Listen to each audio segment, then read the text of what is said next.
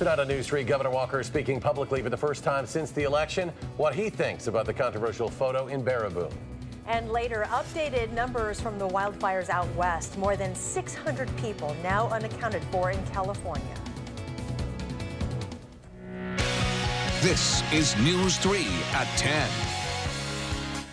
Thank you for joining us tonight. People who live in Baraboo are coming up with solutions tonight to try and move past the photo controversy that started earlier this week. Our Amy Reed sat with them during a community forum they held earlier, and she joins us now live from Baraboo to show us what people are hoping to change. Amy?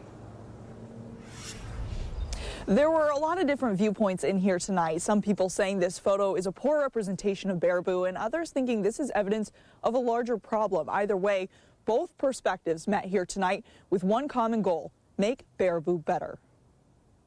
I can only speculate what these young people's intents are. In a completely grassroots movement, the community of Baraboo came together tonight, hoping to find solutions and a path forward after a photo of teenage boys from Baraboo High School went viral. It's gotten quite a bit carried away, I'd say. Stephen Beckett has lived in Baraboo for 35 years. He said the photo that many people are calling racist is not a good representation of the town he lives in and loves. People are always looking out for each other and doing things with each other, and this just got kind of taken by surprise. It's not surprising, it's not shocking. Tina Warner disagrees. She moved here 10 years ago, and as a military woman, she's lived all over the world. Her being Ho-Chunk was never a problem. And once I moved here and started experiencing racism, I was kind of a couple steps back. She said now her foster kids are in high school, she wants to do something about it, and change is something many people here agreed on. The organizers split them into groups to talk about 3 things they want to accomplish as a town to recover from this. People wrote down their wishes and worked them out amongst each other. And I want all these people that don't have a voice, because something bad finally happened, now they have a voice. Some happy this finally gave an opportunity to shine light on problems. As a big group again, the team leaders shared their thoughts as a whole, posting them on large papers on the walls. They agreed consequences need to happen and that we all need to listen to each other to work together to move on. The people there tonight were optimistic that this will affect some change, but if this one doesn't, there are other opportunities in the future as other community leaders and this city plan for future forums. Truly a testament to how much this community cares about the people who live here and how much they want to improve. Amy Reed, live tonight in Baraboo. Amy, thank you. Baraboo police say they have been investigating threats made against some of the people and social media accounts associated with the photo. Since the photo surfaced on Monday, threats to Baraboo students, staff, and city entities have been rampant. Threats have come through email, voice messages, and over the phone. Officers are investigating them as potential crimes. Baraboo businesses are feeling the effects of that now viral photo. The hashtag Boycott Baraboo is circulating online. The city's Chamber of Commerce says they've been inundated with phone calls threatening to boycott Baraboo. It's hard to be ridiculed in the way that we have been, knowing that we are a real town, but apparently we have real problems. And in one way, it's brought it to the forefront, and it's time to have some difficult conversations. A speaker from the Jewish Council in Milwaukee will give a talk at the Chamber Monday. Diversity training will also be offered. Speaking publicly for the first time since the election, Governor Scott Walker weighing in on that controversial photo in Baraboo. Well, I think they're just stupid. I think they're idiots. I mean, it's as simple as that. I mean, I don't know where it's any more complicated than that. They're just a bunch of idiots. Some trying to, brush it off as youth or indiscretion, but it's still, they're idiots. Governor Walker told reporters he'd like to be remembered for his work as a reformer in Wisconsin. He says his loss on Election Day was not a rejection, but the result of large voter turnout. As for what's next, he would not say whether President Trump has offered him a cabinet position, but he did say he does not have much interest in going to Washington. Last week, we've had a bunch of different offers from people out there of suggestions of what we should do. Tonight and I am going to spend a lot of time talking about that, most importantly praying about that, and figuring out what we think God's calling us to do for the next few years. The governor also calling on state senators on both sides to come together this month and pass a $100 million tax break for Kimberly-Clark, saying it is the last attempt at saving hundreds of jobs. New tonight, police have made an arrest connected to a shooting this weekend that sent a 29-year-old woman to the hospital. 36-year-old Roy Tokum was arrested on outstanding warrants, but police say they are not looking for any other suspects in the case. The shooting happened in the Starkweather neighborhood at the corner of North Fair Oaks Avenue and Milwaukee Street at about 9 o'clock on Sunday night. The woman had a gunshot wound to her chest and is expected to survive. Tonight, a big part of the country dealing with the aftermath of a powerful pre-winter storm. It's already being blamed for at least 8 deaths. This storm dumped snow and freezing rain along a path that stretched from Alabama to Maine. New York City also was buried, the snow hitting at the worst possible time just before rush hour. Around here, a chance for some overnight freezing drizzle and some light snow possibly. There's an alert day in the forecast for the weekend as well. Let's check in with meteorologist Gary Canalfi in the Weather Center. Gary? That's exactly right. We have some light snow already pushing into the western portions of Wisconsin. As we take a look at the Doppler track, you can see that light snow perhaps mixed in with a little bit of rain or a little bit of freezing drizzle, especially on the southern end of it.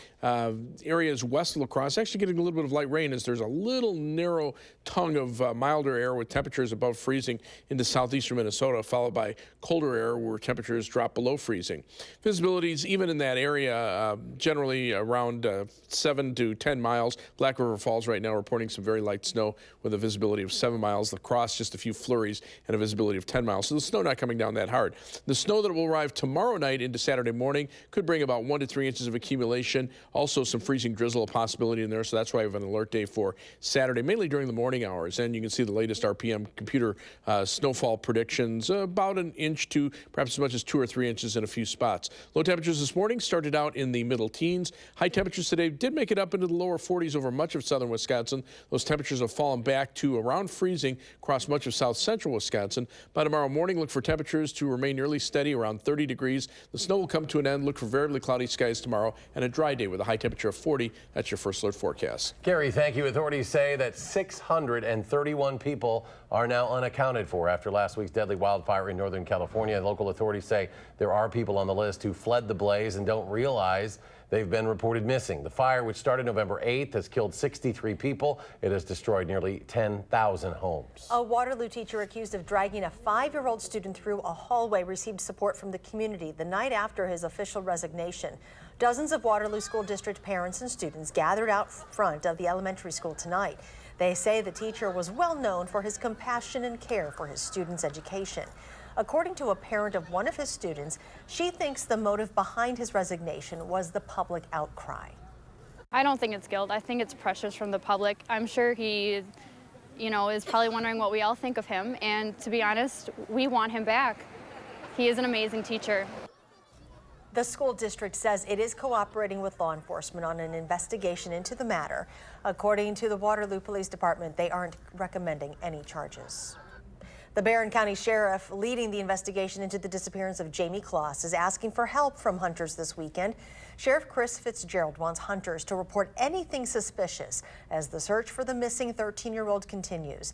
The state's 9-day gun deer hunting season begins this Saturday.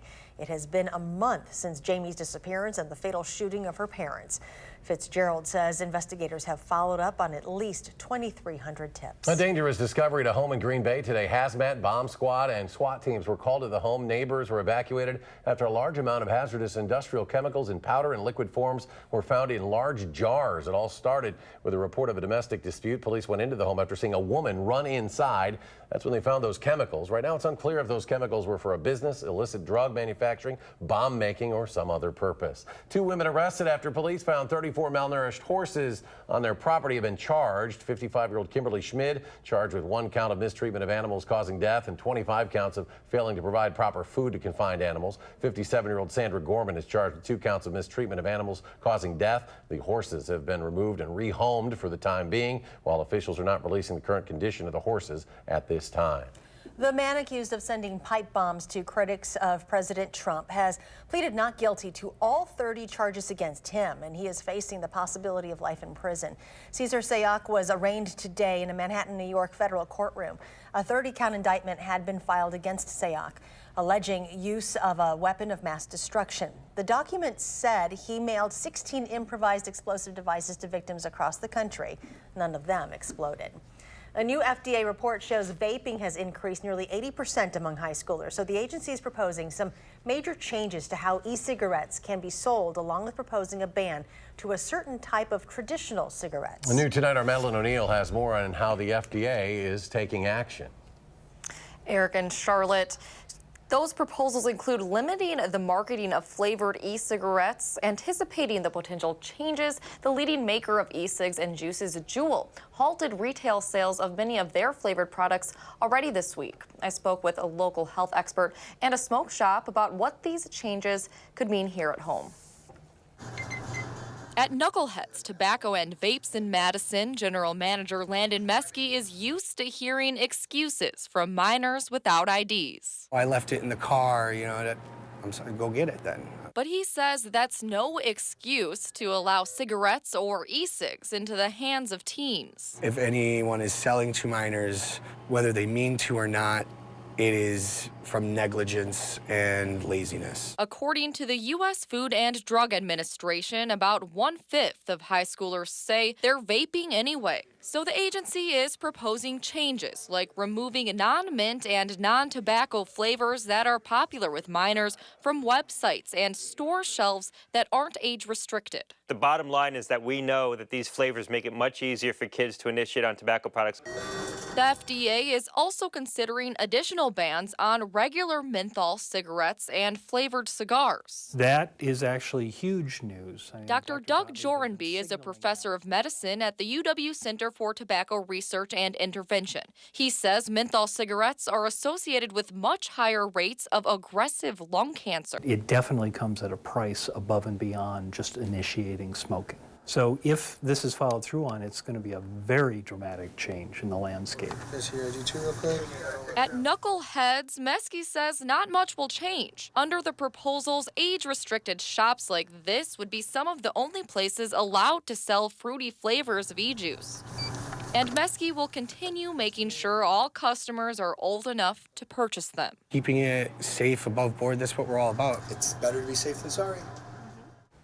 Now, part of this conversation is the fact that a lot of people use e-cigarettes to try and stop smoking traditional cigarettes. While health officials told me there's not enough data to say for sure if vaping has less risks, the FDA's commissioner said he'd like to keep the door open for adults who do use e-cigarettes to quit smoking, but not at the expense of getting teens hooked. Madeline O'Neill reporting tonight in our news center. Maddie, thank you. And still ahead tonight at 10, your updated forecast, including what we can expect for the weekend. But first, do you remember Bat Kid? He went viral during his Make-A-Wish adventure a few years ago. We have an update on his condition when we come back.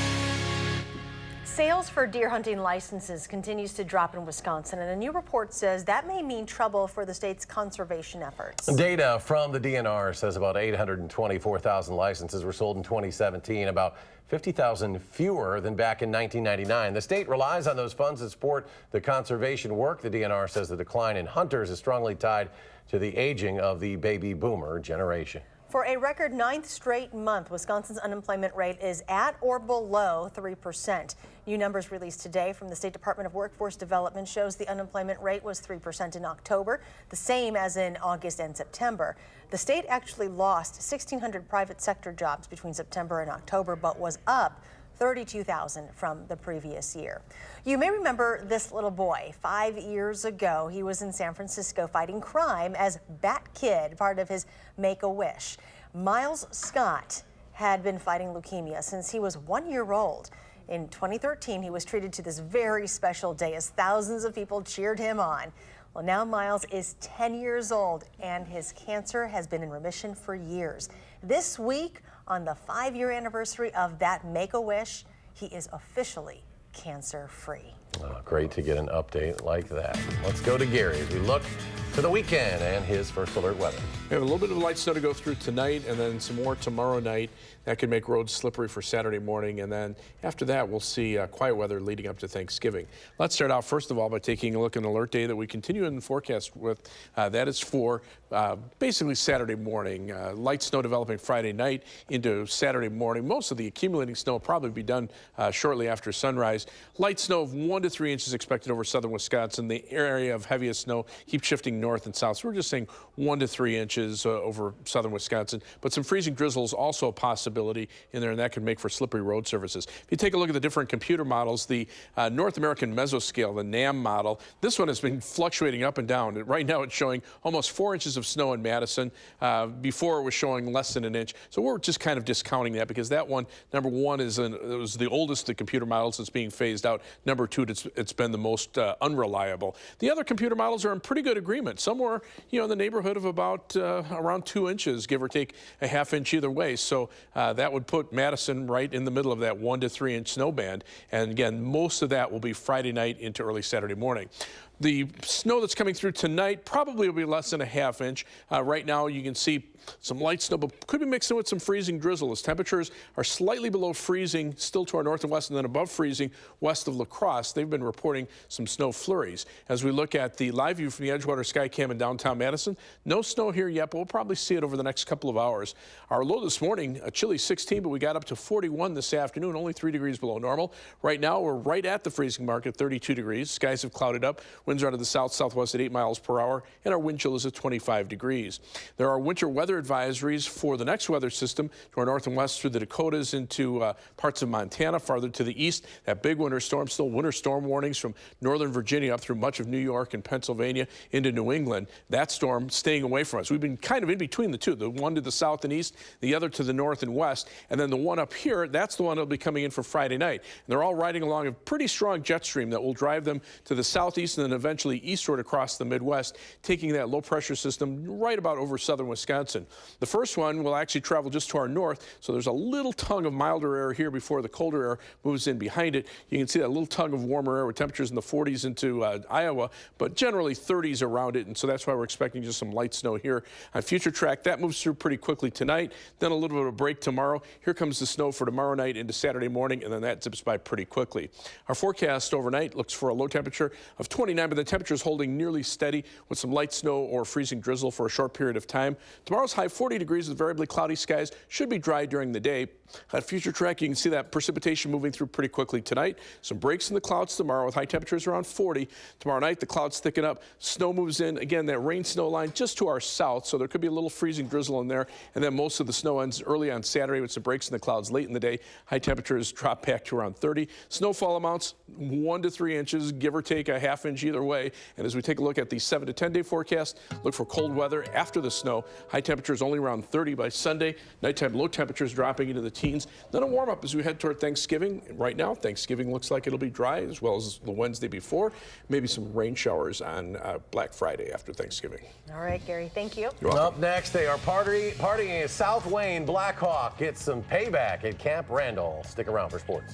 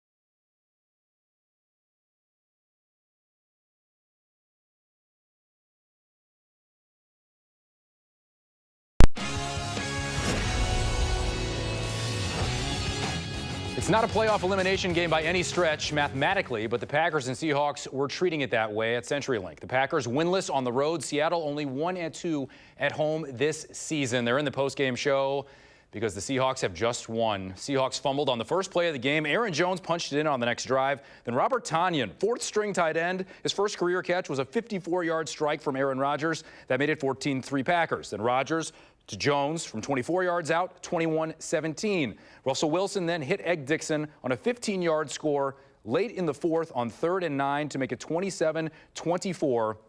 That was the deciding score. Packers only got 3 points in the second half. They dropped to 4-5-1 overall. Seattle improves to 5-5. The Blackhawk Warriors were on a revenge mission after losing in the state championship game last season. Corey Mills' team got payback for that game last week against Bangor. Today, they had a date with 13-0 Edgar, and you don't go up against the sign section of Blackhawk High School. Edgar quarterback Carson Butt having some problems. Puts the ball on the deck. Reese Shelton, right place, right time. Blackhawk takes over, and Blackhawk scores. Colby Argall, 109 yards on the ground. A touchdown here, 2-point conversion, no good. Blackhawk down a point. Third quarter, Kyle Lovelace changes that. 1-yard touchdown. 2-point conversion attempt. Oh, we're going to get tricky. Lovelace to Argall to Brandon Schiffrel. All the hands. Warriors up 22-15. Last chance for Edgar. 2.5 minutes left. Not the best time to fumble. Warriors recover, and Blackhawk caps its perfect season with a 22-15 win in the gold ball. Melissa Kim talking vengeance for the Warriors. Well, after the loss in last year's state title game, this Blackhawk squad knew they didn't want to feel like that again. So they started the journey back to Camp Randall right there and then. And that was something we kept in our head when we woke up in the mornings and went to go work out. That was something we thought of every single day. So, you know, it was redemption. We wanted to come back to the camp and go out right. Right after that game last year, the following week, everyone got their butt in the weight room at like 6 in the morning, so we all wanted this really bad. When everybody knows what you want to do and you're able to still do that, that comes from those big guys up front. And I can't say enough about their effort. And they did get stronger, they got better, and that built a lot of confidence over the summer as well. Now this one really special for this year's senior class. They overcame adversity not just in their years here, but in today's game as well. I thought in the first half, our backs kind of ran a little tentatively, and they were challenged at halftime, and I thought they really responded in the second half with running behind their shoulder pads and picking up key north-south first downs in yardage. I was a little timid in the first half, and, you know, I came out and I'm like, okay, this is my last half ever playing high school football, so I'm going to give everything I got, and lowered the shoulder a couple of times, got an extra yard. And with this state title, Blackhawk finishing its season a perfect 13-0. This state title, their second in school history. At Camp Randall, Melissa Kim, News 3 Sports. Melissa, thank you. Christian Yelich, your National League MVP officially, led the NL in batting average, slugging percentage, OPS, 36 homers, 110 RBIs to go with that, Silver Slugger, 22 steals. You want any more? He got 29 of 30 first-place votes. Brewers traded for him this offseason. He joins Ryan Braun as the only other Brewer to win the NL award. Robin Yount and Raleigh Fingers won MVPs when the Crew was in the American League. Stick around, one more break, and then we are back to wrap up the show.